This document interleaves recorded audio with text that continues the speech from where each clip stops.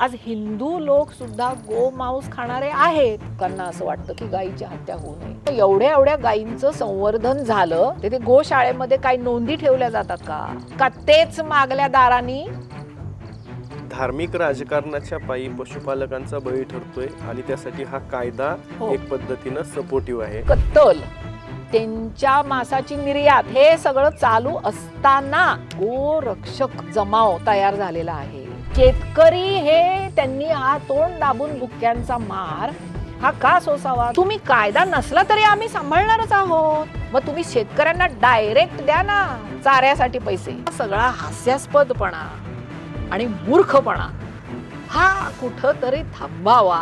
गोवंश असेल तर त्याची आम्ही सोय केली आहे की, आणि सोय केली आहे म्हणजे काय केलंय तर अर्थात त्यासाठी गोशाळा आहे. एका शेतकऱ्याने ती गाय शेवटी गावातल्या चौकात नेऊन बांधली आणि सांगितलं की ज्या कोणाला सांभाळता येत असेल त्यांनी ती गाय न्या. काही दिवसांची नर वासरं वयानी ही सोडून दिली जातात. भारत सरकारने नकार दिला.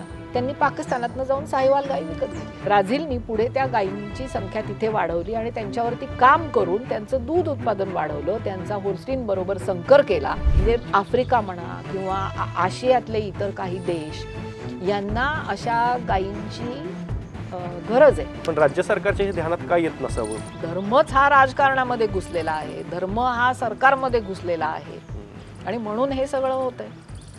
नमस्कार, मी धनंजय सानप. ॲग्रोवनच्या विशेष मुलाखतीमध्ये तुमचं स्वागत.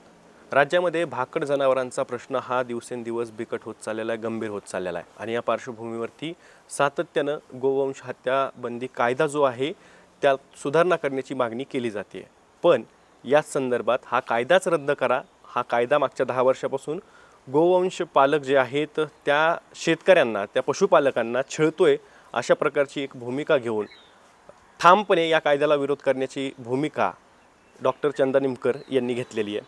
मॅम, तुमचं ॲग्रोवनमध्ये खूप खूप स्वागत आहे. थँक्यू. महाराष्ट्रात सर्वत्र शेतकऱ्यांमधून जर का बघितलं तर एक प्रतिक्रिया उमटते की आमचा गोवंश हत्याबंदी कायद्याला विरोध आहे आणि त्याच्यामुळे आमचं अर्थकारण हे कोलमडलेलं आहे. पण बऱ्याचदा असं होतंय, अलीकडेच आम्ही सदाभाऊ खोतांचा एक इंटरव्ह्यू केला तर त्याच्यामध्ये त्यांनी असं सांगितलं की आम्हाला ह्या गोवंश हत्याबंदी कायद्यामध्ये सुधारणा हव्या आहेत, पण तुमची भूमिका आहे की हा कायदा रद्द करण्यात यावा. याच्यामध्ये 2 गोष्टी आहेत.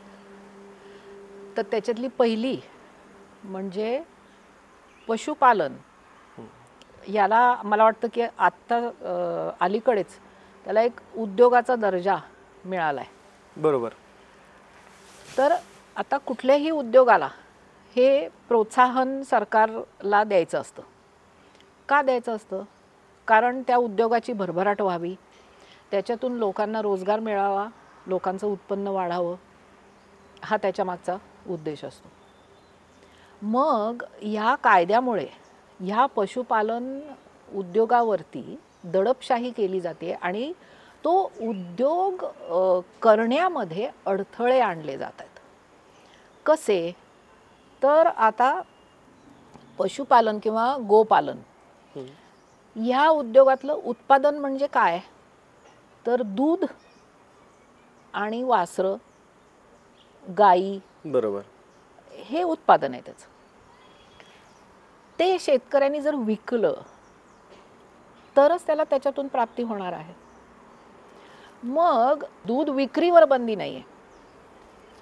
मग ती वासरं, गाई, मग त्याच्यात खोंड असतील, कालवडी असतील, हे सगळं विकण्यावरती बंदी का?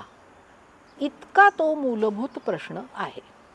एखादा तुमचा तुम्ही उद्योग काढताय, काहीतरी बॉल बेअरिंग बनवताय आणि त्या बॉल बेअरिंग बरोबर आणखी इतर काहीतरी उत्पादन तुम्ही करताय, म्हणजे उपउत्पादन असं आपण म्हणू.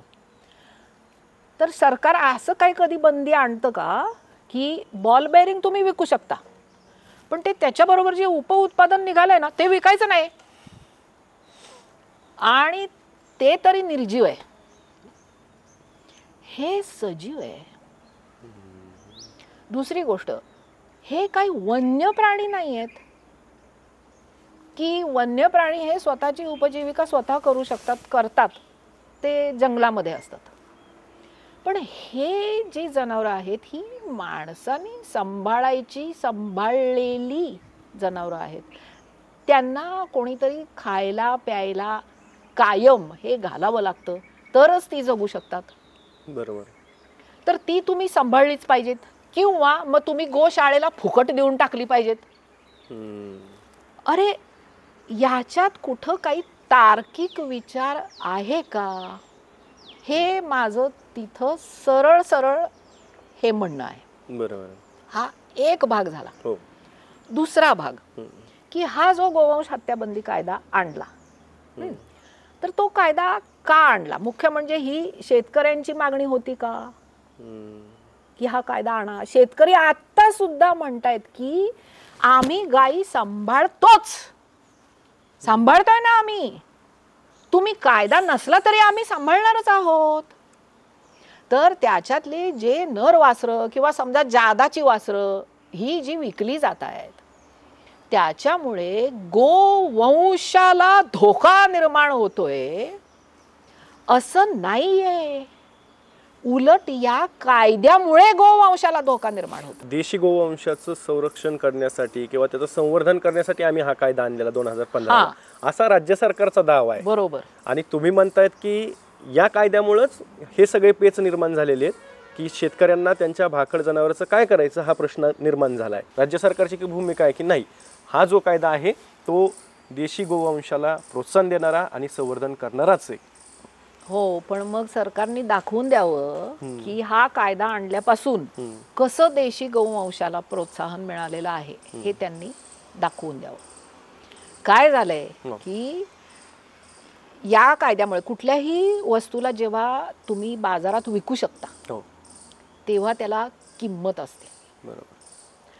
आज कुठेही मी कुठल्याही गावात जरी गेले आणि कुणाला जर म्हटलं की ही शेळी मला फुकट द्या, कोणीही देणार नाही.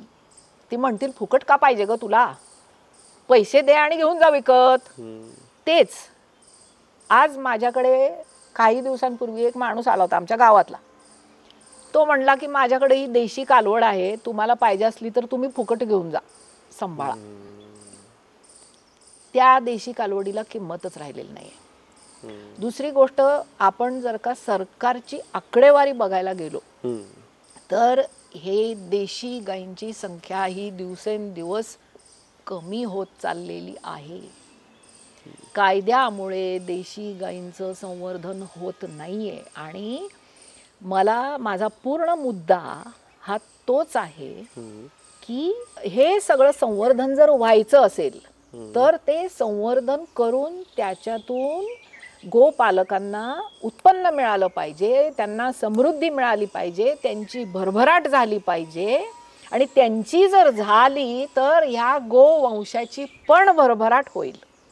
हा त्यातला मुद्दा आहे आणि तो सरकारने ध्यानात घेतला पाहिजे. आज मला सांगा की कुठला उद्योग त्यांच्यावरती टाकलेली अशी बंधनं मान्य करून घेईल?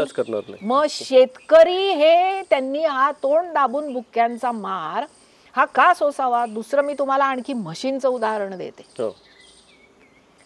सध्या मला वाटतं की भारत हा जगातला म्हशींचं मांस निर्यात करणारा सर्वात मोठा देश आहे. सर्वात जास्त म्हशीच्या मांसाची निर्यात ही भारतातून होते आणि हा भरभराट झालेला उद्योग आहे.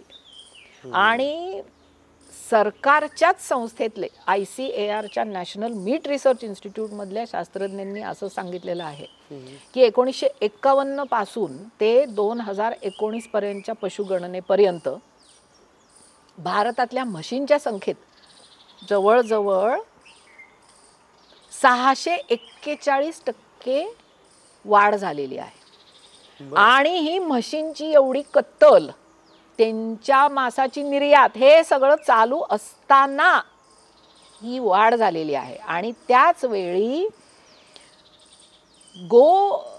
कुळातली जी जनावरं आहेत म्हणजे गाई बैल वगैरे, तर त्यांच्या संख्येमध्ये याच कालावधीत फक्त 263% वाढ झालेली आहे.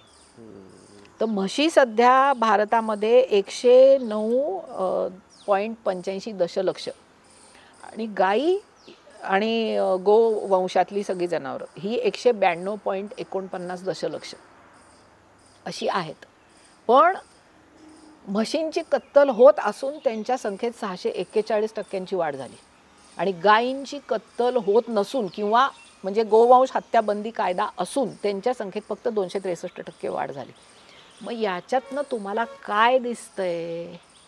तर अशा प्रकारे बंधनं घालून तुम्ही हे विकायचं नाही, हे इकडं न्यायचं नाही, हे असं करायचं नाही, असं करून कशाचं संवर्धन होतंय? आता गुजरातमधून पण तिथे एक विशिष्ट प्रकारचे उंट असतात ज्याला खराई उंट असं म्हटलं जातं.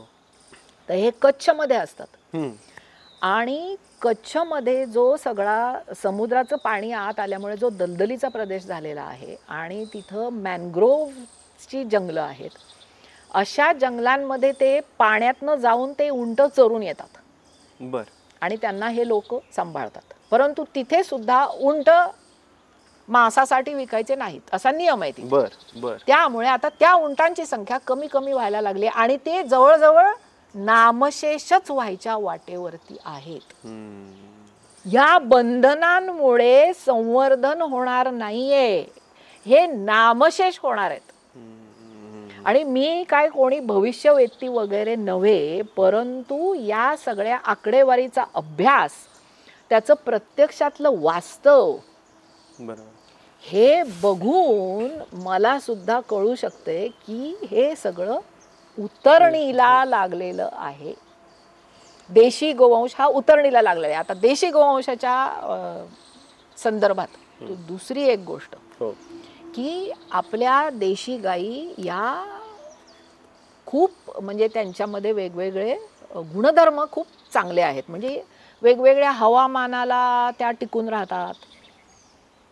त्यांच्या दुधामध्ये काही गुणधर्म आहेत आणि त्यासाठी जगातल्या म्हणजे आफ्रिका म्हणा किंवा आशियातले इतर काही देश यांना अशा गायींची गरज आहे.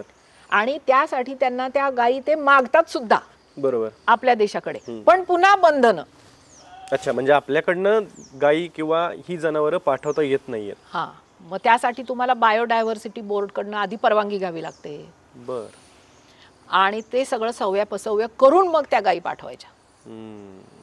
काही वर्षांपूर्वी असंच झालं होतं की एक खूप मोठं आसामी होते, ते मध्यपूर्वेतले होते.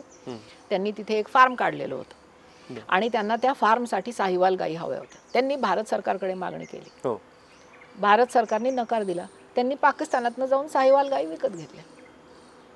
आता ह्याच्या मागचा आणखी एक दृष्टिकोन म्हणजे मी ॲनिमल ब्रीडर आहे, पशु अनुवंशशास्त्रातली माझं हे आहे.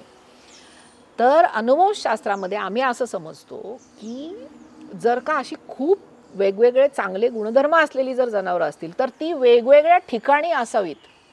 विशेषतः आता हवामान बदलाच्या ह्याच्यामुळे की समजा एका ठिकाणी काहीतरी आपत्ती आली किंवा काही झालं आणि ती जनावरं काही मरून गेली, हे झालं तर दुसऱ्या ठिकाणी तरी ती शाबूत ती राहावीत, त्यांचं संवर्धन केलं जावं म्हणून ही वेगवेगळ्या ठिकाणी जावीत. परंतु हे आपण असं धरून बसून त्यांचं संवर्धन होणार आहे का, होतंय का, करतोय का, याचा सगळ्याचाच सरकारनी फार मूलभूत विचार हा करण्याची गरज आहे. खरंच त्यांना गायीविषयी देणं घेणं असेल तर. हे नुसतं हे धार्मिक याच्या पडद्याखाली नुसतं बोलायचं असेल, उदो करून घ्यायचा असेल की आम्ही गायीचं संवर्धन करतोय, तर मग काय प्रश्नच नाही आणि मग त्या गायींचं काय खरं नाही. राज्य सरकारचा असा दावा आहे की तुम्ही जे म्हणतायत गोसंवर्धन केलं पाहिजे, तर भाकड जनावरांचा प्रश्न आहे, रस्त्यावर सोडून दिलेली भटकी जनावरं आहेत, तर त्याच्यामध्ये गोवंश असेल तर त्याची आम्ही सोय केली आहे की. आणि सोय केली आहे म्हणजे काय केलं आहे तर अर्थात त्यासाठी गोशाळा आहेत. ह्या सगळ्याचा इम्पॅक्ट एकूण आपल्याला माहिती आहे तसं पशुपालकांवरती होतोय. पण राज्य सरकारच्या हे ध्यानात काय येत नसावं की ह्या सगळ्या गोष्टीमुळे एक प्रकारे गोपालन तर गोवंश प्रोत्साहन देणं त्याला आणि त्याच्यात संवर्धन करणं ही गोष्ट दूरच राहते, पण दुसऱ्याच गोष्टी डोकं वर काढतायत. एका दृष्टीने राज्य सरकारच्या हे ध्यानात काय येत नाहीये हे अनाकलनीय आहे असं म्हणता येईल. परंतु दुसऱ्या बाजूने जर बघितलं तर ते त्यांना लक्षात आणून घ्यायचंच नाहीये. बर. कारण जे काही एक संकुचित विचारसरणीचे म्हणजे धार्मिक विचारसरणीत सुद्धा पुष्कळ वैविध्य असतं, पुष्कळ त्याच्यामध्ये विशाल आहे धार्मिक विचारसरणी हिंदू धर्माची सुद्धा. पण त्यातली सुद्धा एकच संकुचित विचारसरणी धरणाऱ्या लोकांना असं वाटतं की गायीची हत्या होऊ नये. हा, ते म्हणतात की आमच्या हे संस्कृतीला विरोधात आहे, हे संस्कृतीचं रक्षण करणारं नाहीये. पण या कायद्यामुळे काय व्हायला लागलंय की हत्या तर नाही करायची. हो, मी मगाशी म्हटलं तसं की त्यांना सांभाळावं तर लागतं. मग त्यासाठी त्यांना रोज खायला घालावं लागतं. त्यासाठी रोज 100-200 रुपये प्रत्येक गाई मागं वासरा मागं खर्च करावे लागतात शेतकऱ्याला. ते राज्य सरकार देते असं त्यांचं म्हणणं आहे, शेतकऱ्याला नाही, गोशाळेला. आणि जर ते पैसे मिळत नसतील तर मग हे जे धार्मिक विचारसरणीचे लोक आहेत तर त्यांना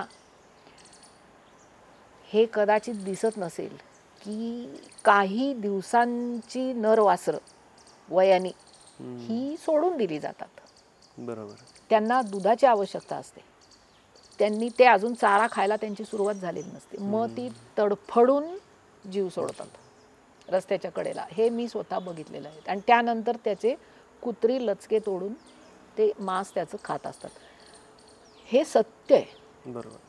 तर ह्या सत्याकडे बघायचंच नाही असं तुम्ही किती दिवस करणार आहात. दुसरी गोष्ट, गोशाळांना पैसे दिले जातात. मग मला एक सांगा की इतके वर्ष त्याचे पैसे दिले जातात तर त्याचा काही अहवाल वगैरे सरकारने काढलेला आहे का की गोशाळांना एवढे पैसे दिले गेले आणि त्याच्यातनं एवढ्या गायींचं संवर्धन झालं. गोशाळेमध्ये गायी नेल्या जातात, तिथे गोशाळेमध्ये काही नोंदी ठेवल्या जातात का की आमच्या गोशाळेत 100 गायी आल्या आणि आता त्याची संख्या 150 झालेली आहे, असं काही आहे का? त्यांच्यावरती कोणाचा वचक आहे का तेच मागल्या दारांनी गायी विकत असतात? हे बघायला पाहिजे. दुसरी गोष्ट की या कायद्यामुळे जो गोरक्षक हा एक जमाव तयार झालेला आहे, त्यांना वेगवेगळ्या प्रकारचे अधिकार मिळाले आहेत असं त्यांना वाटतं आणि ते सगळ्यांचा सामान्य शेतकऱ्यांचा छळ करायला लागलेले आहेत. हे सरकारला दिसत नाही का? आणि किती दिवस सरकार कातडं ओढून डोळ्यावरती गप्प बसणार आहे? आणि हे आणखी सहन न होण्यासारखी गोष्ट म्हणजे की महाराष्ट्रासारख्या पुरोगामी राज्यात आणि जिथे काहीतरी सरकारी पातळीवरती अभ्यास, बुद्धी, तर्क, रॅशनॅलिटी याच्यावर आधारित निर्णय घेतले जावेत अशी आमच्यासारख्या पामरांची भावना आहे. तर ते कुठं दिसतंय? चिकित्सक वृत्ती, त्याचे तुम्ही अभ्यास करा, काय होतंय काय नाही. शेतकऱ्यांकडून तुम्ही हे मागणं मागवा, नाही तर मग शेतकऱ्यांना पैसे द्या, त्या गायी आयुष्यभर सांभाळायचे. शेतकरी सांभाळतील.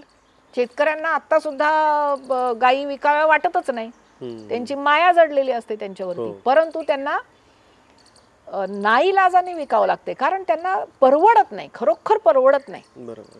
बैलांची संख्या सुद्धा कमी का झालेली आहे? परवडतच नाही शेतकऱ्यांना बैल ठेवणे. बरोबर. मग या सगळ्या संवर्धनासाठी मग सरकारने ते जे करतात संवर्धन त्यांनाच द्यावेत ना पैसे. मग गोशाळा आणि हे सगळं इतकं सुपर स्ट्रक्चर करून तेच पोसत बसण्याची काय गरज आहे? बरं, अनेक असे सुद्धा बातम्या येत असतात की गोशाळेमध्ये गायींकडे नीट बघितलं जात नाही, त्यांना नीट खायला दिलं जात नाही, ते भ्रष्टाचाराचं कुरण झालेलं आहे. मग अशी भ्रष्टाचाराची कुरणं आपण कशासाठी तयार करायची? एकीकडे डायरेक्ट बेनिफिट ट्रान्सफरचा सरकार एवढा उदो करतं, मग तुम्ही शेतकऱ्यांना डायरेक्ट द्या ना चाऱ्यासाठी पैसे, शेतकरी सांभाळतील त्या गायींना. तर हे सगळं असं उलट पालट आडवं तिडवं असं एकमेकात असा गुंतागुंती होऊन ही शेतकऱ्यांची गळचेपी आणि मुस्कटदाबी. दुसरी गोष्ट की आता जे कुरेशी समाजाचं आंदोलन झालं ते चालूच आहे अजून सुद्धा. त्याला मला वाटतं 3-1 महिने झाले असतील आणि याच्यामध्ये शेतकरी भरडले जातात. धार्मिक राजकारणाच्या पायी पशुपालकांचा बळी ठरतोय आणि त्यासाठी हा कायदा एक पद्धतीनं सपोर्टिव्ह आहे असं तुम्हाला म्हणायचंय? अगदी बरोबर. हो. पशुपालन हा एक ग्रामीण अर्थव्यवस्थेचा महत्त्वाचा भाग आहे. तो कणा आहे अर्थव्यवस्थेचा ग्रामीण. त्याच्यावरनं रोजीरोटी चालू आहे. म्हणजे ग्रामीण भागात ज्यावेळेस फिरतो त्यावेळेस लोक त्याला ATM म्हणतात किंवा संध्याकाळी आम्हाला काहीतरी मिळणार आहेत 4 पैसे, ती शाश्वती आम्हाला या पशुपालनात नाही. पण त्याला मोठ्या प्रमाणावर ह्या सगळ्या कायद्यामुळे ब्रेक लागलेला आहे. दुधाचा व्यवसाय मराठवाड्यात आणि विदर्भात वाढवायचा आहे म्हणून मग तिकडे गायी अनुदान तत्वावरती देणं किंवा तशा पद्धतीचे निर्णय घेणं, चाऱ्यासाठी अनुदान देणं हे पण केलं जात आहे.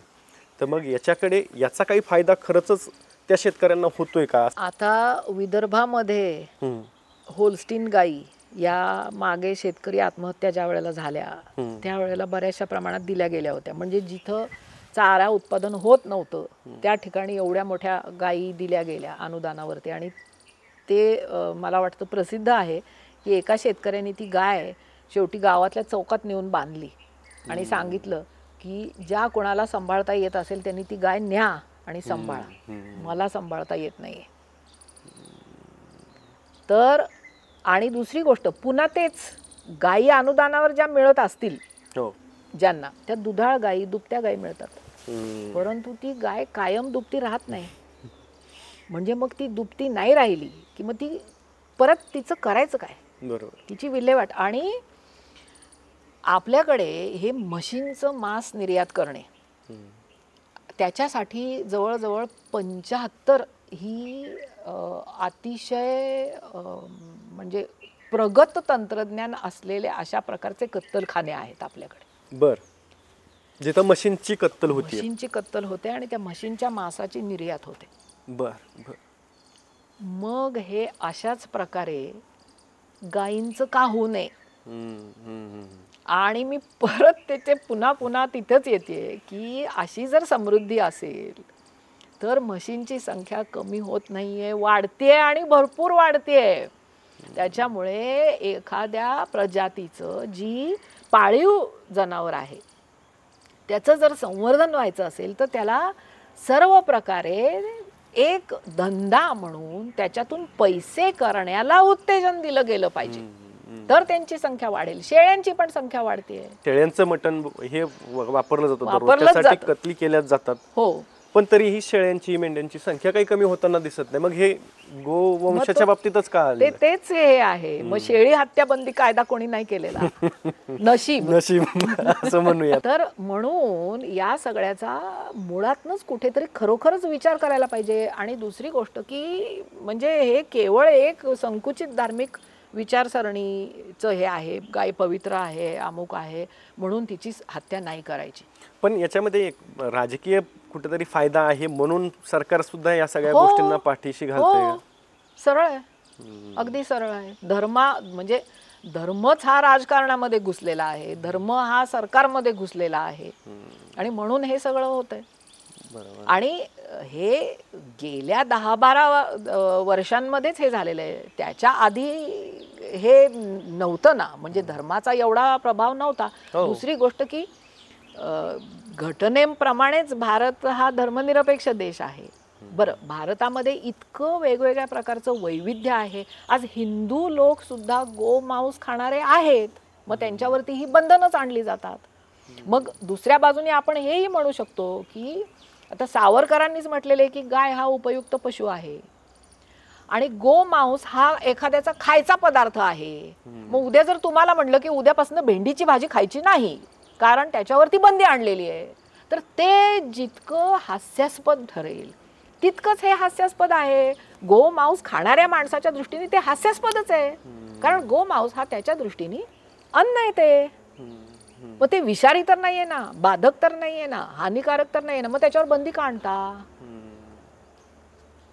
आणि आपल्यातले सुद्धा पुष्कळसे धार्मिक लोक हे वेगवेगळ्या देशांमध्ये गेलेले, अमेरिका, ऑस्ट्रेलिया वगैरे, तिथे उजळ माथ्यानी ते बीफ खातच असतात. भारतात सुद्धा केरळ, पश्चिम बंगाल वगैरे या राज्यांमध्ये बीफ मिळतं, त्याची विक्री होते. बरोबर. आंतरराष्ट्रीय जेव्हा फ्लाईट वरती विमानात लोक बसलेले असतात तेव्हा त्यांच्या शेजारी बसलेला माणूस हा त्याच्या जेवणामध्ये बीफ खात असतो. मग त्याला कोणी त्याला हे आक्षेप घेत नाही किंवा त्याचं त्यांना काही त्याच्यामुळे त्यांच्या ह्याच्यात काही बाधा येत नाही. तर हा सगळा हास्यास्पदपणा आणि मूर्खपणा हा कुठंतरी थांबावा आणि शेतकऱ्यांवरची बंधनं काढून त्यांना व्यवस्थित त्यांचं गोपालन करू द्यावं. जो कुरेशी समाज आहे, खाटीक समाज आहे, त्यांना व्यवस्थित त्यांचा धंदा करू द्यावा आणि ज्यांना खायचं आहे त्यांना त्याची मांस खरेदी करता यावं, त्याची विक्री व्हावी. इतकी साधी मागणी ही आहे. इतकं साधं आहे हे सगळं. आणि हे लोकांनी का करायचं नाही? हे मूलभूत स्वातंत्र्य आहे. या गोवंशासाठी त्याच्या निर्यातीला प्रोत्साहन देणं ही सगळ्यात महत्त्वाची गोष्ट आहे. ब्राझीलकडून आपण काही गोष्टी आयात करतोय गोवंशातल्या आणि त्याचं संकर करून आपण आपल्याकडे गोष्टी करतोय. तर त्यातनं सुद्धा मग मूळ मुद्दा हा होतोय की त्या एकतर देशी वंश जो आहे गोवंश त्याची दुधाची उत्पादकता कमी आहे, त्याच्यामुळे ते शेतकऱ्यांना परवडत नाही आहे. पण आपलं दुसरीकडे मात्र आणायचं पण आपलं कुणाला द्यायचं नाही, अशी एक पद्धत आकाराला आलेली आहे. त्याच्याबद्दल तुमची काय भूमिका आहे? त्याच्याबद्दल पण आत्ता जी प्रचलित विचारसरणी आहे त्याच्या पुष्कळ वेगळी माझी भूमिका आहे. म्हणजे माझ्याच क्षेत्रातले शास्त्रज्ञ सुद्धा आज हेच म्हणतात की आपलं कोणाला द्यायचं नाही. तर आता त्याच्या मागची जी विचार आहे तो असा आहे की आपलं उत्कृष्ट ते घेऊन जातील आणि जे निकृष्ट आहे ते आपल्याकडे राहील. अरे पण असं कुठला माणूस करतो? शेतकरी सुद्धा असं करत नाही. त्याची चांगली गाय तो कशाला विकेल? तर मग हे आपल्याला कळत नाही का? तो त्यातला मुख्य भाग हा आहे की आम्ही आमच्याच गायींचा अभ्यास नाही केलेला, आम्ही त्यांच्या शास्त्रीय पद्धतीने नोंदी नाही ठेवलेल्या, त्याची पैदास आम्ही व्यवस्थित नाही केलेली, म्हणून आमच्यातलं उत्कृष्ट काय आहे हे आम्हालाच माहिती नाही. म्हणून मग ती भीती कोणीतरी घेऊन मग ती विकलं तर काय होईल? आता मी तुम्हाला एक उदाहरण देते की आमचा नारी सुवर्णा ही मेंढ्यांची जात आम्ही विकसित केलेली. तर ती गेली जवळजवळ 15 ते 20 वर्ष आम्ही या जातीच्या मेंढ्या मेंढपाळांना उपलब्ध करून देत आहोत. आतापर्यंत आम्ही 2-2.5 हजार नर आणि माद्या मिळून असे महाराष्ट्र, कर्नाटक, तेलंगण अशा ठिकाणी दिलेले आहेत लोकांना. आणि आम्ही असं सांगतो की हा ज्याला सेल्फ सस्टेनेबल म्हणता येईल, म्हणजे त्या पैदाशीच्या मेंढ्या विकून त्याच्यापासून जे उत्पन्न आम्हाला मिळतं त्याच्यावरती हे सगळा कळप, त्याचं संशोधन, त्याच्या नोंदी, त्याचं पृथक्करण हे सगळं आम्ही करत असतो. हे आम्ही यशस्वीरित्या इतकी वर्ष हे चालवत आहोत. मग त्याच्यामध्ये आम्ही जर असं म्हणालो असतो की आमचं उत्कृष्ट आहे ते लोकांना द्यायचं नाही, आम्हीच आमचं धरून ठेवायचं, तर हे झालं असतं का? बरोबर आहे. हा साधा भाग आहे त्याच्यातला. जनावरांची पैदास करणे, चांगली चांगली जनावरं निर्माण करणे हेच अनुवंशशास्त्रज्ञांचं काम आहे. आणि तेच अनुवंशशास्त्रज्ञ जर म्हणत असले की आपल्यातलं उत्कृष्ट तिकडे देऊ नका, आणि दुसरी गोष्ट की ते काहीतरी त्याच्यापासून उत्कृष्ट आणखी तयार करतील, अरे मग तुम्ही का गप बसलाय? तुम्हीच तुमच्या ह्याच्यातनं करा ना तयार. म्हणजे मूळ त्याच्यातला भाग आहे की आपण या होल्स्टीन, जर्सी वगैरे या गायी आयात करायला लागलो कारण त्या खूप दूध देतात. कारण आपल्या गायींचं दूध उत्पादन आपण वाढवलंच नाही, शास्त्रीय त्याच्यावरती काम केलं नाही, म्हणून आपण तिकडून आणायला लागलो. मग याच्यामध्ये झालं काय की त्या गीर गायी या गुजरातमधल्या एका महाराजांनी ब्राझीलला त्या मला वाटतं 19व्या शतकामध्ये काही गायी विकल्या. त्या गायी ब्राझीलनी पुढे त्या गायींची संख्या तिथे वाढवली आणि त्यांच्यावरती काम करून त्यांचं दूध उत्पादन वाढवलं, त्यांचा होल्स्टीन बरोबर संकर केला. आणि हे जगातले सर्व पशुपालक, अनुवंशशास्त्रज्ञ हे सगळे हे काम करतच असतात, सारखं चालू असतं हे की कुठं संकर करा, कुठं काय करा, कुठं त्याच्यातनं सिलेक्शन करा, त्याच्यातनं पुढं पैदास करा. बरोबर. हे साचलेलं पाणी नसतं, हे सगळं असे वाहती गंगा असते. आणि त्यांनी असं सुधारणा नंतर केल्यानंतर आता आपण त्या सुधारित गीरचे भ्रूण आणि हे वीर्य त्यांच्याकडनं आपण विकत घ्यायला लागतो. एवढं सगळं याच्यामध्ये आपण आतापर्यंत त्याच्यामध्ये मागेच होतो, आपल्यालाच माहिती नव्हतं. आपण अजूनही मागेच आहोत, अजूनही मागेच आहोत. आणि आपला दृष्टिकोन विशाल केल्याशिवाय आपण मग मागेच राहणार आहोत. आणि याच्यातला भाग असा आहे की हे ज्या देशी गायी आहेत ह्या जेव्हा परत कसं आहे की शेतकऱ्याला जेव्हा बाहेर समजा निर्यात जर करायची असेल तर त्यांना जास्त किंमत मिळणार असेल तर ते मग त्याच्यावर लक्ष केंद्रित करतील. बरोबर आहे. की मग माझी चांगली गाय कोणती आहे, मग तिच्यापासूनच पुढची पैदास केली पाहिजे, तिचंच तिच्यापासून तयार झालेल्या बैलाचंच मग मी वीर्य गोठवलं पाहिजे आणि ते मग गोठवलेलं वीर्य दुसरीकडे उपलब्ध करून दिलं पाहिजे. अशा प्रकारचे शास्त्रीय पैदास कार्यक्रम आपण राबवायला लागलो पाहिजे. दुसरी गोष्ट, या होल्स्टीन गाई अमेरिकेतनं आपण किती वर्ष झाली आपण त्यांचं वीर्य, त्या गायींचं बैलांचं वीर्य आपण इकडे आयात करतोय. त्याच्यावरती दुधाचा धंदा बऱ्याचशा शेतकऱ्यांचा चालू आहे, त्यांची घरं, त्यांचं उत्पन्न त्याच्यावरती आहे. मग अमेरिकन लोक असं म्हणतात का की ह्यांनी आमचं उत्कृष्ट नेलं ना आमच्याकडे निकृष्ट राहिलं? का म्हणत नाहीत? कारण त्यांचे स्वतःचे शास्त्रीय पैदास कार्यक्रम हे सारखे चालू असतात. त्याच्यात त्यांचं खूप उच्च पातळीवरचं संशोधन चालू असतं. सध्या त्याच्यामध्ये पूर्ण DNA वरती आधारित अशा प्रकारचं जिनोमिक सिलेक्शन ते राबवतात. त्याच्यामध्ये दरवर्षी 2-2.5% एवढा त्यांचा जेनेटिक गेन ज्याला म्हणतात, अनुवंशशास्त्रदृष्ट्या वाढ त्याची भरभराट होते, त्याचा तो दर आहे. त्यामुळे त्यांना असले प्रश्न पडत नाहीत. आणि त्यांच्याकडे ब्रीडिंग व्हॅल्यू, त्यांचं सगळं रँकिंग की माझी चांगली गाय सर्वात चांगली कुठली, त्याच्या खालची कुठली, त्याच्या खालची कुठली, हे सगळे त्यांच्या तयार असतं. मग त्याच्यातलं ज्या वरच्या आहेत त्या ठेवायच्या, ज्या खालच्या आहेत त्या विकायच्या किंवा त्यांचं वीर्य विकायचं, त्यांचे भ्रूण विकायचे, हे सगळं चालू असतं. हे सगळं आपण केलं पाहिजे ना. बरोबर आहे. तर ते नुसतंच सगळा वरवरचा मुलामा आम्हाला परदेशी पाहिजे, परंतु त्याच्यामध्ये जे प्रचंड काम शास्त्रीय पातळीवरचं या सगळ्यामध्ये ते लोक करतात, अमेरिकेतले, युरोपातले, ते नको का आपण करायला? आणि त्याच्यासाठी त्याच्यात गुंतवणूक करायला पाहिजे. आपल्याकडे असं काम करू शकतील असे शास्त्रज्ञ आहेत, परंतु पुन्हा बंधनं. आपल्याकडे कशाची भयंकर आवड सरकारला असेल तर सारखी सगळ्यांवरती बंधनं घालायची आणि त्या बंधनांमुळे मग आपला निम्मा देश हा अडकून पडतो. स्त्रियांवरती बंधनं, बरोबर. आणि म्हणून त्या स्त्रिया घरातच ठेवायच्या आणि ती 50% जी उत्पादकता आहे ती वाया घालवायची. तर ही मानसिकता, ह्याच्यातनं कुठंतरी बाहेर निघालो पाहिजे ना आपण. बरोबर आहे. तुम्ही सगळं काम तुमचं जे आहे ते आहे पैदासकार म्हणून, त्यातले तुम्ही संशोधक आहात, शास्त्रज्ञ आहात, सातत्यानं तुमचा रिसर्च चाललेला असतो. आता नारीच्या अंतर्गतच तुम्ही जसं आधी उल्लेख केलात की 2 कोकरं देणारी सुवर्णा ही मेंढीची जात इथंच विकसित झाली. आत्ता सध्या काय चाललेलं आहे या मेंढी आणि शेळीला धरून? कारण की ग्रामीण अर्थव्यवस्थेमध्ये तो एक महत्त्वाचा कणा आहे. पशुपालकांमध्ये जसे गाय आहे, म्हैस आहे, तसे शेळ्या मेंढ्यासुद्धा आहेत.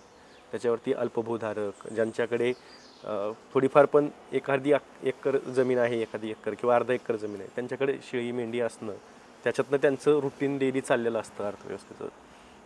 तर आत्ता सध्या संस्थेच्या अंतर्गत काय काय प्रोजेक्ट सुरू आहेत? तर नारी सुवर्णा मेंढीबद्दल पहिल्यांदा सांगायचं तर आता 6 ऑक्टोबरला आमच्याकडे आफ्रिकेतल्या बुर्किना फासो देशातले एक शास्त्रज्ञ येणार आहेत. बरं. आणि त्यांना इथे येण्यासाठी त्यांचा सगळा खर्च हा IAEA म्हणजे जी इंटरनॅशनल ॲटॉमिक एनर्जी एजन्सी आहे व्हिएनाची, तर त्यांनी केलेला आहे. आणि ते येत आहेत, ते या सगळ्या नारी सुवर्णा मेंढीच्या विकासाचा जो सगळी आमची प्रक्रिया होती ती सगळी समजून घेण्यासाठी ते येत आहेत की सुरुवातीपासून ते आम्ही कसं केलं, मग त्याचं DNA त्या कोकरांचं काढून आम्ही त्याचं आमच्या प्रयोगशाळेमध्ये जिनोटायपिंग कसं करतो, त्याच्यातनं पुढचं सिलेक्शन कसं करतो आणि पिढ्यानपिढ्या हे सिलेक्शन करत जातो आणि मग त्याचं पुढे प्रसार आम्ही कसा केला. आणि ते या अनुषंगाने हे सगळं बघायला येत आहेत की परत त्यांच्या देशामध्ये जाऊन किंवा इतर आफ्रिकेतल्या इतर देशांमध्ये अशा प्रकारचे पैदाशीचे कार्यक्रम त्यांना राबवता येतील का हे पाहण्यासाठी, ते बघण्यासाठी ते येणार आहेत. दुसरा एक आमचा शेळी सुधारणेचा प्रकल्प जो चालू आहे तो आपली भारतीय कृषी अनुसंधान परिषद जी आहे तर त्यांच्या अंतर्गत एक अखिल भारतीय समन्वित संशोधन प्रकल्प शेळीच्या अनुवंशिक सुधारणेसाठी असा चालू आहे. त्याच्यामध्ये भारतामध्ये जवळजवळ 20-22 ठिकाणी अशी केंद्र आहेत की जिथे एकेका शेळीच्या जातीवरती काम केलं जातं. तर ही आमची निमकर कृषी संशोधन संस्था इथे 2009 पासून उस्मानाबादी या शेळीच्या जातीचा अनुवंशिक सुधारणेसाठी आम्ही काम करत आहोत. आणि त्याच्यामध्ये आम्ही साधारण महाराष्ट्राच्या 5 जिल्ह्यांमधल्या गावागावामध्ये जे लोक उस्मानाबादी शेळी पाळतात त्यांच्या शेळ्यांच्या नोंदी ठेवून त्याच्यापासून त्यांना जन्मणारे बोकड जे त्यांच्या वाढीचा दर चांगला आहे, जे जुळे तिळे जन्मलेले आहेत आणि ज्यांच्या आईचं दूध उत्पादन चांगलं आहे असे बोकड आम्ही निवडून इथे आणतो या प्रकल्पाअंतर्गत. आणि त्या बोकड आम्ही सांभाळून मग ते बोकड परत पैदाशीसाठी आम्ही वेगवेगळ्या गावांमध्ये देतो. आणि ते बोकड आम्ही सारखे बदलत असतो, म्हणजे दूर अंतरावरती तो बोकड पाठवला जातो म्हणून म्हणजे मग जेणेकरून आंतरप्रजननाची समस्या तिथं राहणार नाही, म्हणजे इनब्रीडिंग होऊ नये अशा दृष्टिकोनातून. आणि त्या बोकडांचं आम्ही प्रयोगशाळेमध्ये आमच्या वीर्य गोठवतो आणि ते गोठवलेलं वीर्य पण आम्ही कृत्रिम रेतनासाठी उपलब्ध करून देतो. हे शेतकऱ्यांना कसं उपलब्ध होतं का, पशुपालकांना? हे आम्ही हे जे कृत्रिम रेतन तंत्रज्ञ आहेत की जे गाई म्हशींमध्ये कृत्रिम रेतन करतात तर ते पण शेळ्यांमध्ये आता करायला लागलेले आहेत. आणि दुसरी गोष्ट की माणदेशी फाउंडेशन ही जी संस्था आहे त्यांच्याबरोबर आम्ही काम करतो. त्यांच्याकडे काही काम करणाऱ्या शेळी सखी आहेत, त्या पण महाराष्ट्राच्या 4-5 जिल्ह्यांमध्ये काम करतात. त्यांना हे कृत्रिम रेतनाचं प्रशिक्षण आम्ही दिलेलं आहे. आणि त्यांच्या माध्यमातून हे गोठवलेलं वीर्य हे जे जर्म प्लाझम आहे तर ते शेतकऱ्यांच्या दारापर्यंत पोहोचवलं जातं आणि तिथे मग संकरित करडं जन्मतात आणि त्याचा शेतकऱ्यांना फायदा होतो. हा दुसरा प्रकल्प. आणि तिसरा प्रकल्प आम्ही आता चालू केलेला आहे तो म्हणजे ज्याला आम्ही कम्युनिटी गोट ब्रीडिंग प्रोग्राम असं म्हणतो किंवा समूह आधारित शेळी पैदास कार्यक्रम. तर याचा एक प्रकल्प आम्ही 2018 पासून ते 2023 पर्यंत आम्ही काम करत होतो. ते बिहारमध्ये मुझफ्फरपूर जिल्ह्यामध्ये हा प्रकल्प आगा खान फाउंडेशन या संस्थेतर्फे राबवला जात होता. आणि तिथे ब्लॅक बेंगॉल ही शेळीची जात आहे. आणि तिथे सुद्धा तिथला प्रघात काय होता की देवासाठी बोकड सोडला जायचा आणि मग तोच बोकड हा सगळ्या शेळ्यांची पैदास करायचा आणि तो पिढ्यानपिढ्या पुन्हा पुन्हा पैदास तिथे करायचा. त्यामुळे तिथे आंतरप्रजनन मोठ्या प्रमाणावरती झालेलं होतं. मग तिथे आम्ही काम करताना त्यांना एक तांत्रिक सल्लागार म्हणून आम्ही काम केलं तिथे. आणि त्यांनी या शेळ्यांची बाकीची सुधारणा होण्यासाठी तिथे भरपूर प्रयत्न केले होते. म्हणजे तिथं पण त्यांनी प्रशिक्षित पशुसखी तयार केल्या. त्याच्यानंतर शेळ्यांचा आहार सुधारण्यासाठी काम केलं. शेळ्यांना चांगला निवारा बांबूचा तयार करायचा, कारण तिथे बांबू भरपूर प्रमाणात मिळतात. आणि या पशुसखींकडून शेळ्यांचे प्रतिबंधक उपचार, औषधोपचार वगैरे करून त्यांच्यामधली मरतूक थांबवली. आणि अनुवंशिक सुधारणेसाठी मग माझ्याबरोबर एक न्यूझीलंडची कंपनी आहे ॲबॅकस बायो, ते काम करत होते. आणि आम्ही त्यांना असा एक पर्याय सुचवला की बाहेरून बोकड आणायचे असं त्यांच्या मनात होतं. तेव्हा आम्ही त्यांना सुचवलं की बाहेरून बोकड आणण्याची गरज नाही, तुमच्या इथे पैदास होणाऱ्या बोकडातले चांगले बोकड आपण निवडूया. आणि त्याच्यासाठी मग आपल्याकडे नोंदी पाहिजेत, त्यांचं कानामध्ये टॅग पाहिजेत, म्हणजे कुठल्या बोकडाचं आपण वजन घेतोय ते आपल्याला कळलं पाहिजे. ते सगळं आम्ही तिथे केलं. आणि या ॲबॅकस बायो कंपनीनी एक क्लाउड बेस्ड डेटाबेस दिला. तो हिंदीमध्ये पण होता, इंग्रजीत पण होता. तर त्या गावातल्या सगळे लोक पशुसखी हे स्वतः त्याच्यामध्ये डेटा एंट्री करायचे आणि तो डेटा बघून त्याच्यातनं चांगले बोकड निवडून मग ते बोकड गावोगावी पैदाशीसाठी पाठवायला सुरुवात केली. आणि ज्या ठिकाणी त्या बायका म्हणत होत्या की आम्ही असे बोकड सांभाळणार नाही, आमच्याकडे ही पद्धत नाही, त्या बायका त्याच्यातल्याच या आता काही जणी 2-2 बोकड ठेवायला लागले. कारण त्या म्हणतात की आमच्याकडे शेळ्या येतात बोकडापासून पैदास करून घेण्यासाठी, पण एका दिवशी 3 शेळ्या आल्या तर एका बोकडाला ते पुरं पडत नाही, म्हणून 2 बोकड आम्ही पाळणार. कारण ते पैसे देऊन त्या शेळ्यांची त्या बोकडाची त्यांना उपलब्ध करून देतात फलनासाठी, आणि तो त्यांचा उत्पन्नाचा भाग झालेला आहे. बरोबर. दुसरी गोष्ट अशी झाली की गावातल्या बायका म्हणायला लागल्या की आमची शेळी माझावर आली तर तो देवाला सोडलेला बोकड हुडकायला आम्हाला जावं लागायचं लांब कुठेतरी चालत, आणि तो नाही सापडला तर तो माज शेळीचा निघून गेला की मग ते नुकसानच. तर आता हा बोकड आलेला असल्यामुळे आम्ही आमच्याकडे शेळ्यांची संख्या वाढवणार आहे. अच्छा. आणि आता त्यांनी तिथे या सगळ्या शेळी पालक महिलांची एक बकरी उत्पादक कंपनी, फार्मर प्रोड्युसर कंपनी त्यांनी तिथं स्थापन केलेली आहे. त्या कंपनीची 2री वार्षिक सर्वसाधारण सभा आत्ताच पार पडली. त्याच्यासाठी 900 महिला सभासद तिथे हजर होत्या आणि त्याचे फोटो माझ्याकडे आले. आणि त्या कंपनीतर्फे आता याची विक्री केली जाते. त्याचप्रमाणे त्यांच्या गावोगावी या महिला या उद्योजक बनलेत. म्हणजे त्या गाव पातळीवरती लशी, औषधं वगैरे याचा पुरवठा त्या करतात. आणि एक प्रकारचं तिथे इतकं सुंदर प्रकारे ग्रामीण पातळीवरती हे अभिसरण सुरू झालेलं आहे. आणि ज्यांना चांगल्या ब्लॅक बेंगॉल शेळ्या बोकड हवे आहेत ते लोक आता तिथे यायला लागलेत, कारण इथे शास्त्रीय पद्धतीने या बोकडांची शेळ्यांची पैदास होते हे त्यांना कळायला लागलेलं आहे. तर अशा प्रकारचा आणखी एक प्रकल्प आम्ही आता राजस्थान आणि गुजरात राज्यांमध्ये, जो अरवली याचा डोंगर रांगेचा भाग आहे त्या ठिकाणच्या आदिवासी शेळी पालकांमध्ये टाटा ट्रस्टच्या आर्थिक सहाय्यातून आम्ही हा प्रकल्प 2024 पासून राबवायला सुरुवात केली आहे. ग्रेट. आणि त्याच्यात तांत्रिक सहाय्य आम्ही पुरवतो. बरं. याच्यामध्ये एक प्रश्न असा सुद्धा होता की हे सगळे करताना हे उपक्रम कार्यक्रम ज्यावेळेस आखले जातात, हे ठरवलं जातं की अशा पद्धतीने निर्णय किंवा असं काम करायचं आहे, पुढची ही दिशा असणार आहे. याच्यामध्ये दूध, मटण आणि कोकरू असे 3 बाय प्रोडक्ट असं मानूयात आपण, मेंढी आणि शेळीचे.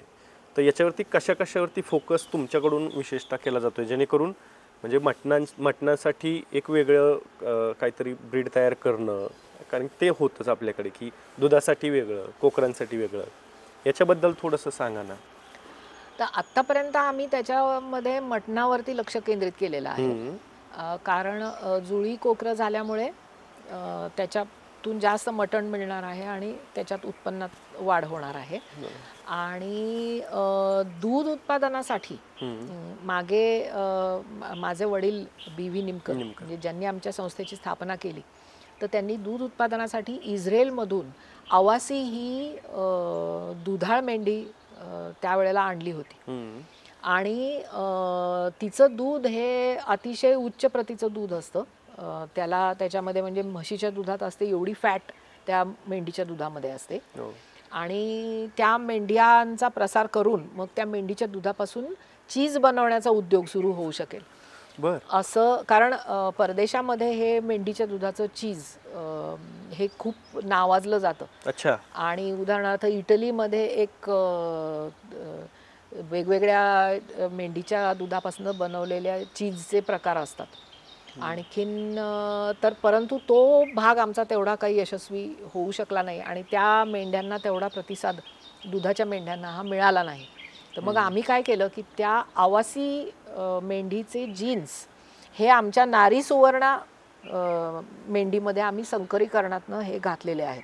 त्यामुळे नारी सुवर्णामध्ये आता काही प्रमाण हे आवासीचं आहे.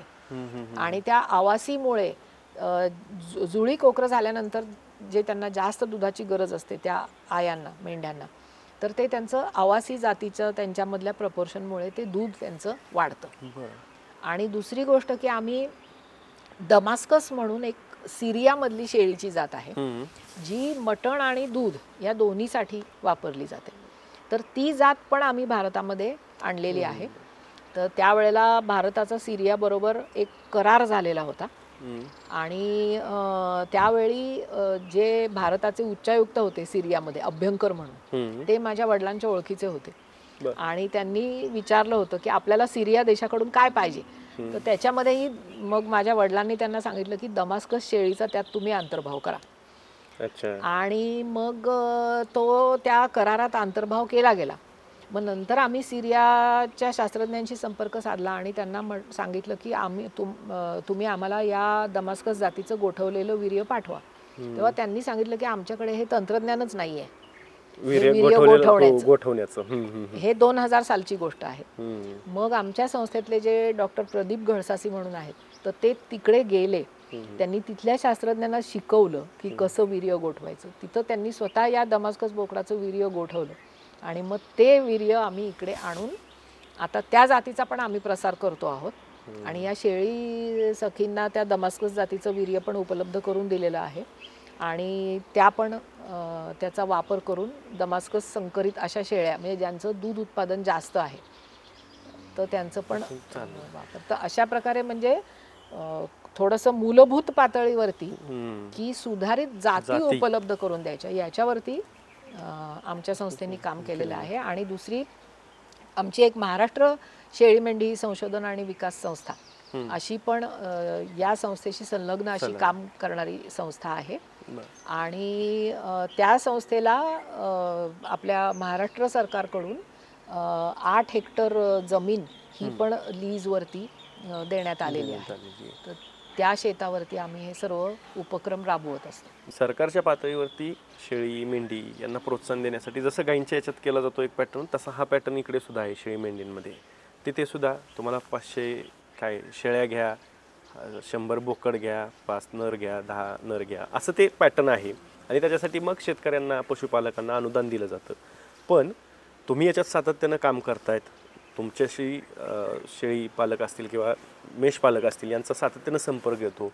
अशा पद्धतीच्या प्रोजेक्टचा खरंच फायदा होतो का? कारण की हे सगळे प्रोजेक्ट लाभतत्वावरती दिले जातात. म्हणजे याच्यामध्ये अनुदान मिळतं म्हणून कोणीतरी पुढाकार घेतंय, त्याला खरंच करण्याची इच्छा आहे की नाही हा प्रश्न आहे त्याच्यामध्ये. हे तुमचं म्हणणं बरोबर आहे की ते 10 शेळ्या आणि 2 बोकड वगैरे घेणं. तर आणि याच्यामध्ये पूर्वी तर ते सरकार स्वतः देत होतं ती जनावरं. आता मला वाटतं की ते स्वतः विकत आणू शकतात त्याच्यामध्ये. तर ते तेवढी तरी सुधारणा पुष्कळ चांगली आहे. पण या प्रकल्पांचा फारसा काही फायदा होत नाही. तर याच्यामध्ये BV निमकर हे महाराष्ट्र सरकारने एक शेळी मेंढी सुधारणा आयोग स्थापन केला होता. त्याचे ते अध्यक्ष होते. त्यावेळेला त्यांनी हा अभ्यास केला होता की सरकारी योजनांमधून शेळ्या मेंढ्यांच्या संख्येत काही भर पडली का. आणि त्यावेळेला त्यांना असं आढळून आलं होतं की ही अजिबात भर पडलेली नाही आहे. आणि पुन्हा ते परत भ्रष्टाचाराचं पण कुरण त्याच्यामध्ये होतं. तर शेळी पालकांना मेंढी पालकांना वेगळ्या प्रकारे काही मदत करण्याची गरज आहे. ती कशी? उदाहरणार्थ आपल्याकडे एक पशुपालनाच्या संशोधनात एक मोठी क्रांती शेळी मेंढी पालनामध्ये घडून आली. ती म्हणजे PPR हा जो एक भयानक रोग आहे. म्हणजे बुळकांडी या रोगाचं गाई म्हशींमधून उच्चाटन करण्यात आलं. तर त्याच प्रकारचा जो शेळ्या मेंढ्यांमध्ये रोग असतो त्याला PPR म्हणतात. त्या PPRची लस ही ICARच्या शास्त्रज्ञांनी विकसित केली आणि त्या लशीचा आता सगळीकडे पुरवठा होतो. परंतु आपल्याकडे बऱ्याचशा भागांमध्ये लशीचा पुरेसा पुरवठा होत नाही. जशी मागणी असते त्याप्रमाणे पुरवठा होत नाही. तर त्याच्यावरती लक्ष केंद्रित करायला पाहिजे. खरं तर महाराष्ट्र शासनाची एक खूप चांगली संस्था आहे व्हेटरिनरी बायोलॉजिकल प्रोडक्ट्स बनवणारी पुण्यामध्ये. ते सुद्धा या लशीचं उत्पादन करतात. तर त्या संस्था आणखी मजबूत करून या प्रकारच्या लशींचं भरपूर प्रमाणात उत्पादन करून अशा प्रकारे या उद्योगाला हातभार दिला गेला पाहिजे आणि भरपूर प्रमाणामध्ये ते लसीकरण करून या रोगापासून होणारी मरतूक थांबवली गेली पाहिजे. इतर काही रोग असे आहेत की ज्याच्यावरती संशोधन करून त्याच्या सुद्धा लसी विकसित करण्याची गरज आहे. तर हे सगळं असे हे शास्त्रज्ञ या संस्था ह्या भारतामध्ये आहेत. पण त्यांना हे दिशा दिली गेली पाहिजे की बऱ्याचशा ठिकाणी या शास्त्रज्ञांचे डोळे लागलेले असतात की आपले जास्तीत जास्त पेपर्स प्रसिद्ध झाले पाहिजेत आंतरराष्ट्रीय नियतकालिकांमधून. आणि मग त्याच्यामध्ये तळागाळात उपयोगी पडणारं संशोधन हे केलं जात नाही. तर पेपर्स प्रसिद्ध करण्यासाठी संशोधन केलं जातं. आणि त्यांचं जे रँकिंग असतं की त्यांचं पगार वाढ किंवा त्यांचं प्रमोशन हे होण्यासाठी तर त्याच्यामध्ये जास्तीत जास्त गुण हे त्या पेपर प्रसिद्धीला दिले बरोबर जातात. आहे. तर त्याच्याऐवजी शेतकऱ्यांना पशुपालकांना उपयोगी पडेल अशा प्रकारचं तुम्ही जर संशोधन केलं तर त्यासाठी सर्वात जास्त गुण जर दिले तर मग हे शास्त्रज्ञ या प्रकारचं तंत्रज्ञान विकसित करायला लागतील. तर ते करण्याची गरज आहे. किंवा साधी गोष्ट की आपल्याकडे साखर कारखान्यांमधून जी मळी उत्पादन होते ती मळी ही खरं पशुखाद्य म्हणून फार चांगली आहे पशुखाद्यासाठी वापरायला. परंतु त्या मळीपासून दारू तयार होते म्हणून त्या मळीवरती पण प्रचंड प्रमाणात बंधनं आहेत. मग ते सामान्य शेतकऱ्याला पशुपालकाला ती मळी वापरायला मिळतच नाही. तर मग ह्याच्यातनं कुठेतरी मार्ग सरकारने काढला पाहिजे की ती मळी त्यांना कशी उपलब्ध होऊ शकेल. कारण मळी जर उपलब्ध झाली तर आज जो गव्हाचा कोंडा किंवा भाताचा कोंडा जो असतो तर त्याच्यामध्ये ती मळी जर मिसळली गेली किंवा युरिया मोलॅसिसच्या विटा या जर तयार केल्या गेल्या तर त्याच्यामधून ह्या शेळ्या मेंढ्यांचं पोषण हे खूप चांगल्या प्रमाणात सुधारण्याची शक्यता आहे. आणि मी जे तुम्हाला आता उदाहरण दिलं की समूह आधारित पैदास कार्यक्रम तर अशा प्रकारचे पैदास कार्यक्रमांसाठी सरकारने हातभार दिला पाहिजे. मग अशा प्रकारच्या या बकरी पालक कंपन्या तर त्यांना हातभार लावला पाहिजे. त्याचं ते मजबूतीकरण केलं पाहिजे. तर नुसतेच हे वाटप कार्यक्रम करण्याऐवजी आणि महाराष्ट्र शेळी मेंढी विकास महामंडळ जे आहे तर त्या महामंडळाचं हे काम आहे की त्यांनी वेगवेगळ्या शेळ्या मेंढ्यांच्या जाती या विकसित केल्या पाहिजेत. बरोबर. वेगवेगळी त्यांची प्रक्षेत्र आहेत, त्यांच्याकडे जमीन आहे, पाणी आहे, परंतु हे काम होत नाही शास्त्रीय पातळीवर. हे काम होण्याची गरज आहे. कृत्रिम रेतन एक काळ शक्यच नाहीये मेंढी आणि शेळीमध्ये अशा पद्धतीचं बोललं जात होतं. परंतु नारीनं त्याच्यात महत्त्वाची भूमिका वठवली आणि ते करून दाखवलं. आज त्याच्यातनंच गोठवलेलं वीर्य हे शेतकऱ्यांपर्यंत पोहोचतं आणि मग त्याच्यातनं काय उच्च अनुवंशिक गुणवत्ता असलेली जी काही पैदास आहे ती केली जाते. तर हा खरं तर मोठ्या प्रमाणात हातभार लागलेला आहे. हे सगळं कसं घडून आणलं? तर याच्यात मी एक पहिल्यांदा सांगू इच्छिते की कृत्रिम रेतन हे केवळ तंत्रज्ञान आहे. बरोबर. म्हणजे तुम्ही नैसर्गिकरित्या फलन करायचं का कृत्रिम रेतन करायचं एवढाच त्याच्यातला हा भाग आहे. काही लोकांच्या मनामध्ये हा गैरसमज असतो की अनुवंशिक सुधारणा म्हणजे कृत्रिम रेतन. अच्छा. तर तसं ते नाहीये. म्हणजे कृत्रिम रेतनासाठी तुम्ही वीर्य कुठलं वापरता, कोणत्या बोकडांचं वापरता वगैरे ह्याला जास्त महत्व आहे. कृत्रिम रेतन म्हणजे ही फक्त एक पद्धत झाली. बरोबर. आणि ती चांगले निवडलेले अनुवंशिक दृष्ट्या चांगल्या उच्च गुणवत्तेचे जे बोकड आहेत तर त्यांचं जर्म प्लाझम हे लोकांपर्यंत पोहोचवण्यासाठी जास्तीत जास्त लोकांपर्यंत पोहोचवण्यासाठी तो एक भाग आहे. तर मी मगाशी ज्या संस्थेचा उल्लेख केला महाराष्ट्र शेळी मेंढी संशोधन आणि विकास संस्था तर त्या संस्थेतर्फे आम्ही 1992 मध्ये भारतात पहिल्यांदा बोर या दक्षिण आफ्रिकेतल्या जातीचं जर्म प्लाझम हे आणलेलं होतं. हे भ्रूणांच्या स्वरूपात आणलं होतं. ही मटणासाठीची जात आहे आणि आता तर ती भयंकरच लोकप्रिय झालेली आहे सगळीकडे. बोर ही जात. त्याची इकडे आहेत पांढऱ्या रंगाचे शेळे. तर ते बोर जात आणून आम्ही ते इथे एक त्याचा कळप हा आमच्या संस्थेमध्ये आम्ही एस्टॅब्लिश केला. आणि मग त्याच्यामध्ये ही विचारसरणी होती की हे लोकांपर्यंत जास्तीत जास्त लोकांपर्यंत पोहोचलं पाहिजे, त्यांना त्याचा फायदा झाला पाहिजे. म्हणून त्यावेळेला ही कृत्रिम रेतनाची संकल्पना पहिल्यांदा आली. आणि मग त्यावेळेला आम्ही पण पुष्कळ चौकशी केली की याच्यामध्ये आधी कोणी काम केलेलं आहे. तर हे काम परदेशात होत होतं ते आम्हाला कळलेलं होतं. परंतु इथे लोक सांगायचे की ते होत नाही किंवा होणार नाही, जमणार नाही वगैरे. मग माझ्या वडिलांनी आमच्याबरोबर काम करणारे जे पशुवैद्य आहेत, मी मगाशी उल्लेख केला डॉक्टर प्रदीप घळसासी म्हणून, तर त्यांनी इंग्लंडला आणि ऑस्ट्रेलियाला वगैरे त्यांनी प्रशिक्षणासाठी पाठवलं. आणि मग प्रशिक्षण घेऊन ते आल्यानंतर मग त्यांनी इथे आपल्याला शेतकऱ्याच्या शेतात जाऊन कसं कृत्रिम रेतन करता येईल तर ती त्यांनी संपूर्णपणे पद्धत ही विकसित केली. आणि मग त्यावेळेला आम्ही हे करायला लागलो. मग ते लोकांना काही माहितीच नव्हतं की शेळीला पण अशा प्रकारे करता येतं. मग ते हळूहळू त्यांना माहिती व्हायला लागलं. आणि मग पुढे केंद्र सरकारची एक योजना आलेली होती त्यावेळेला, ती ही शेळी मेंढी पालनाला प्रोत्साहन देण्यासाठी. आणि मग त्यामध्ये बोकडाचं वीर्य गोठवण्याच्या प्रयोगशाळेसाठी आम्ही त्या केंद्र सरकारकडे त्याची मागणी केली आणि ते अनुदान आम्हाला मिळालं आणि त्याच्यातनं आम्ही बोकडाचं वीर्य गोठवण्याची प्रयोगशाळाही उभी करू शकलो. अच्छा. आणि मग हे तंत्रज्ञान आणखी आमचं विकसित झालं. मग प्रयोगशाळा आल्यामुळे त्याच्यामध्ये स्ट्रॉमध्ये आम्ही हे वीर्य गोठवायला लागलो. अर्थात त्याच्यासाठी आम्हाला खरं आणखी अर्थसहाय्याची गरज आहे, कारण त्याची इक्विपमेंट वगैरे सगळी ही पुन्हा नवीन घ्यावी लागते किंवा त्या दृष्टिकोनातून काम करावं लागतं. आणि आम्ही भरपूर प्रशिक्षणं याच्यामध्ये दिलेली आहेत. अफगाणिस्तानमधून सुद्धा आमच्याकडे प्रशिक्षणार्थी आलेले होते या कृत्रिम रेतनाचं प्रशिक्षण हे घेण्यासाठी. आणि मी पशुपालकांच्या बाबतीमध्ये किंवा तुम्ही मगाशी सरकारी मदतीबद्दल जो उल्लेख केला होता त्याच्यात आणखी एक उल्लेख करू इच्छिते की आपल्याकडे बरंचसं हे शेळी मेंढी पालन हे फिरस्त्या पशुपालकांकडून केलं जातं.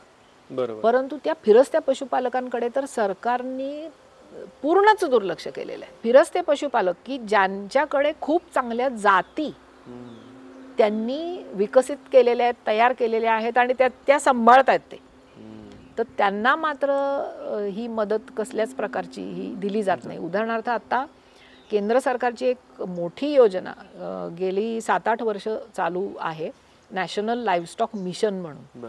त्याच्यामध्ये ते 500 शेळ्या किंवा 500 मेंढ्या राखण्यासाठी हे अनुदान किंवा सबसिडी त्याच्यामध्येही मिळत असते. बरोबर. पण ते सुद्धा पुन्हा बंदिस्त पद्धतीसाठीच ती सबसिडी मिळते. बाकी या फिरस्त्या पशुपालकांना ही सबसिडी मिळत नाही.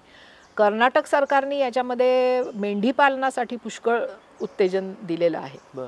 म्हणजे काही अपघाती किंवा इतर कारणांनी जर मेंढ्या मेल्या तर त्यांची भरपाई ही कर्नाटक सरकारतर्फे त्या मेंढपाळांना कर्नाटकमधल्या ही दिली जाते, पण बाकी ठिकाणी ही दिली जात नाही. आणि हे पुन्हा की जे लोक सरकारवरती कुठल्याच मदतीसाठी विसंबून नाही आहेत, स्वतः ते हा उद्योग करत आहेत आणि त्याच्यामध्ये सरकारला कुठल्याही प्रकारची तोशीच पडत नाही आहे, हे कुठंतरी सरकारने ध्यानात घेतलं पाहिजे. बरोबर. आणि त्यांना याची मदत झाली पाहिजे. आत्ता निदान पशुगणनेमध्ये तरी त्यांनी फिरस्त्या पशुपालकांकडचे पशूंची गणना करण्याचं मनावर घेतलं. ती गणना योग्य तऱ्हेने झाली का नाही वगैरे हा वेगळा विषय आहे, परंतु ते निदान मनावरती घेतलंय, कारण या क्षेत्रात काम करणाऱ्या बऱ्याचशा संस्था संघटना यांनी सरकारकडे पुन्हा मागणी करून मग त्यांच्याकडे थोडंसं सरकारने लक्ष दिलेलं आहे. फिरस्त्या पशुपालकांचा विषय आणलात. खरं तर तिथे खूप मोठ्या संसाधनाचा अभाव आहे, जिथे खरं तर पाहिजे, कारण की लोकांकडे ते त्यांचा व्यवसाय पारंपरिक पद्धतीनं करतायत, पण त्याच्यात एक त्यांचं शहाणपण आहे. ते म्हणजे निवळच मूर्ख आहेत आणि आम्ही काहीतरी आणलं आणि मग ते तुम्ही स्वीकार करा, ते तुम्ही लादणार, त्याच्यासाठीच्या अशा पद्धतीच्या काहीतरी स्कीम योजना आणल्या जाणार. हे सगळं होत असताना याच्यामध्ये तुम्हाला पुढच्या काळात शाश्वतता म्हणून सरकारने काय करायला हवं हे तुम्ही सगळं सांगत असताना आत्ता काय गोष्टी बिघडलेल्या आहेत ज्या पटकन सांगता येतील? एक त्याच्यामध्ये मी पहिली गोष्ट सांगू इच्छिते ती म्हणजे की शेळ्या मेंढ्यांची विक्री व्यवस्था, त्यांचे बाजार हे सुधारण्याची गरज आहे. ती विक्री पद्धतच बदलण्याची गरज आहे. कारण आज बरेचसे मला असे सुशिक्षित हे ज्यांची पार्श्वभूमी त्यांची मेंढी पालनाची आहे किंवा शेतीची आहे, परंतु आज जे शहरांमध्ये नोकऱ्या करतात ते आता शहरांमधल्या बकालीला कंटाळून त्यांना गावामध्ये येऊन हे काम करायचे. परंतु ते काय म्हणतात की त्या शेळ्या मेंढ्या आम्ही आमच्या कम्प्युटरवरती इंटरनेटवर जाऊन आम्ही शेळ्या मेंढ्या विकू शकलो पाहिजे, आम्हाला ते बाजारात ती शेळी दावं धरून तिथं उभं राहायचं नाही आहे. तर ही सगळी विक्री व्यवस्था कुठेतरी आमूलाग्र बदलण्याची गरज आहे. म्हणजे उदाहरणार्थ लोणंद इथे मोठी कांद्याची बाजारपेठ आहे आणि त्याच ठिकाणी शेळ्या मेंढ्यांचा पण मोठा बाजार भरतो. तर कांदा ठेवण्यासाठी अतिशय उत्तम प्रकारच्या शेड बांधल्या गेलेल्या आहेत, ज्याला उत्तम छप्पर आहे, मस्तपैकी जमीन आहे, तिथे कांदा साठवला जातो, तिथे कांद्याचे व्यवहार केले जातात.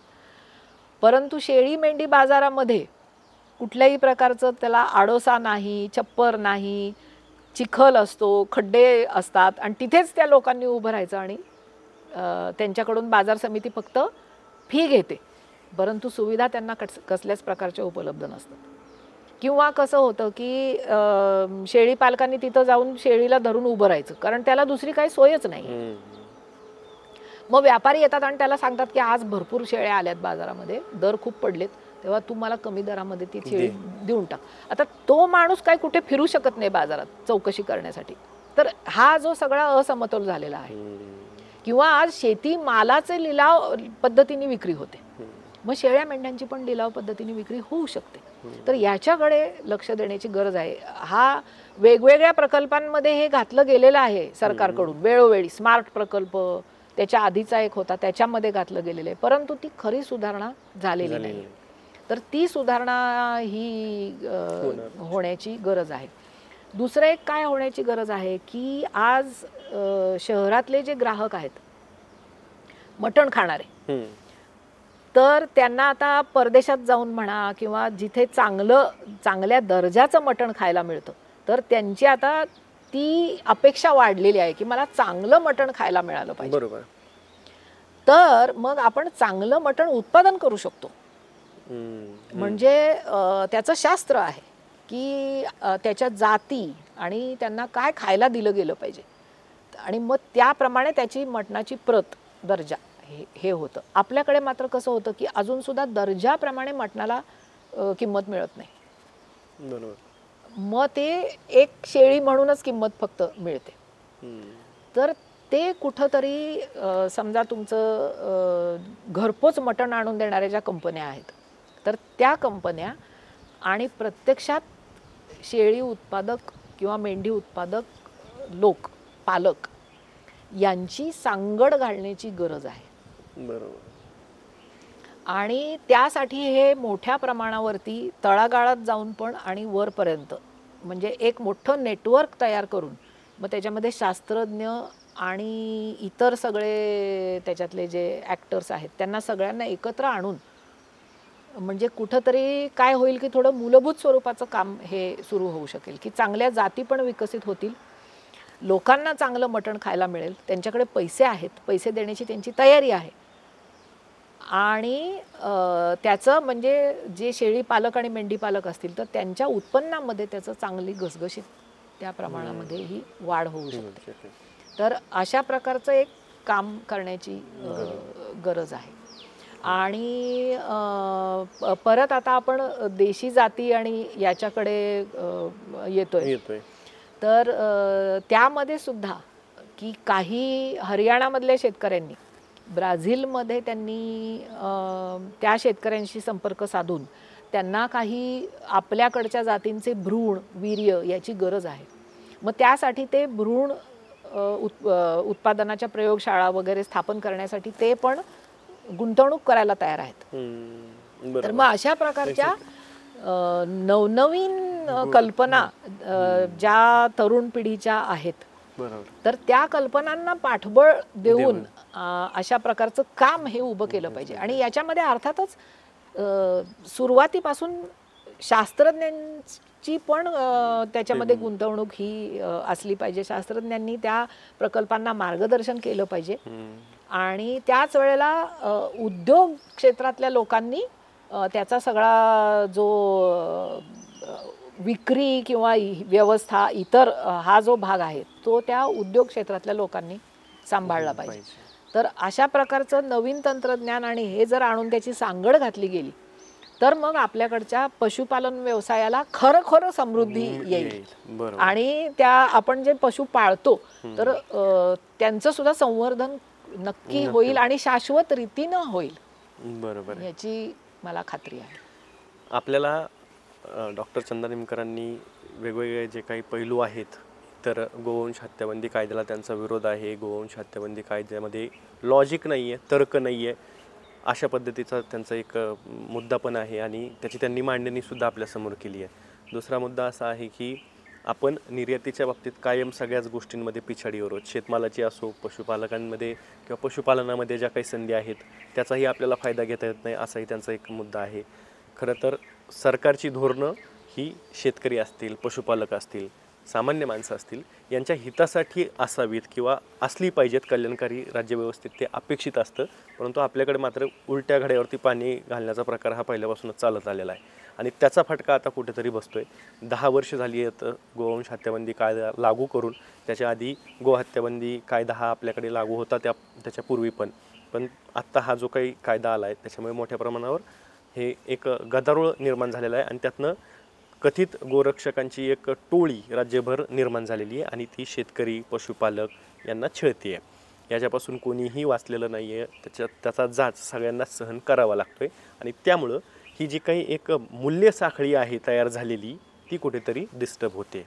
आता या सगळ्याबद्दल तुम्हाला काय वाटतंय? तुमची प्रतिक्रिया कमेंट बॉक्समध्ये नक्की कमेंट करून नक्की कळवा. तुमची जी काही प्रतिक्रिया असेल ती बिनधास्त कळवायची आहे तुम्ही. आणि ॲग्रोवनच्या यूट्यूब चॅनलला सबस्क्राईब केलं नसेल तर ते सबस्क्राईब करायचं आहे. व्हिडिओ आवडला असेल तर जास्तीत जास्त शेतकऱ्यांपर्यंत पण पोहोचवायचा आहे. मॅडम, तुम्ही वेळ दिलात, आमच्यासोबत भरभरून बोललात. तुमची जी काही भूमिका असेल ती तुम्ही निर्भीडपणे मांडतायत आणि ती चांगली गोष्ट आहे. खरं तर ह्या कायद्याचा शेतकऱ्यांना खरंच जाच होतो आहे. तुमचं त्याच्यासाठी करावं तेवढं कौतुक नक्कीच कमी आहे. खूप खूप धन्यवाद. धन्यवाद.